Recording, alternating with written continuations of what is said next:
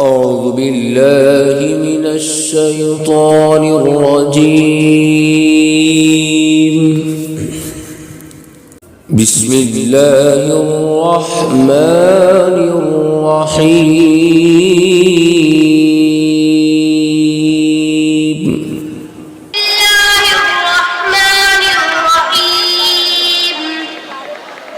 أرأيت الذي يكذب بالدين فذلك الذي يدع اليتيم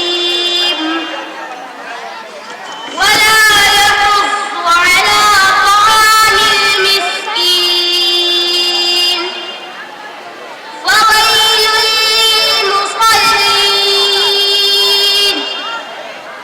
الذين هم عن صلاتهم ساهون الذين هم يراءون ويمنعون الماعون. तर्जुमा, क्या तुमने उसे देखा जो जज़ा और सज़ा को झुठलाता है? वही तो है जो यतीमों को धक्के देता है और मिस्कीनों को खाना देने की तरगीब नहीं देता। फिर बड़ी खराबी है उन नमाज पढ़ने वालों की जो अपनी नमाज से गफलत बरतते हैं, जो दिखावा करते हैं और दूसरों को मामूली चीज देने से भी इनकार कर देते हैं। अस्सलामु अलैकुम रहमतुल्लाहि व बरकातुहू।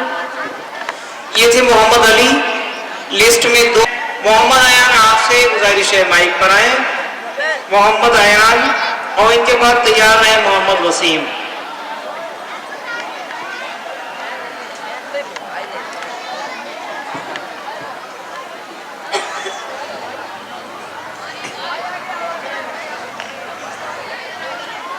أعوذ بالله من الشيطان الرجيم.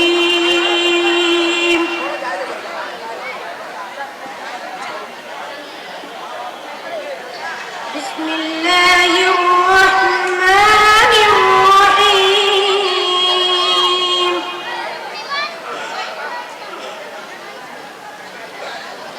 ولما بلغ أشده آتيناه حكما وعلما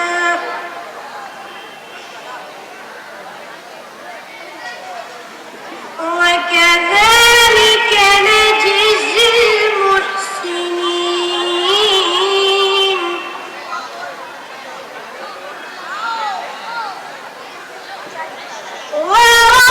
وراودته التي هو في بيتها عن نفسه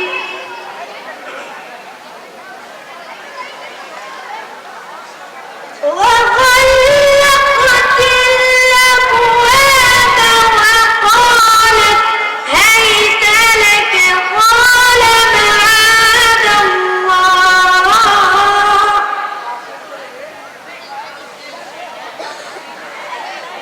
إنه ربي أحسن مثواي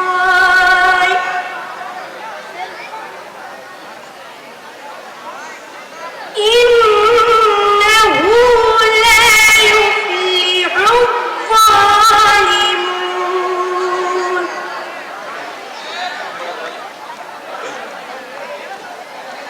ولقد همت به وهم بها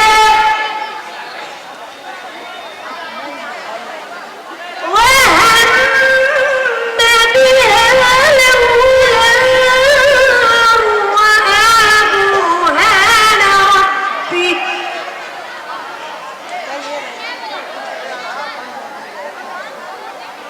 كذلك لنصرف عنه السوء والفحشاء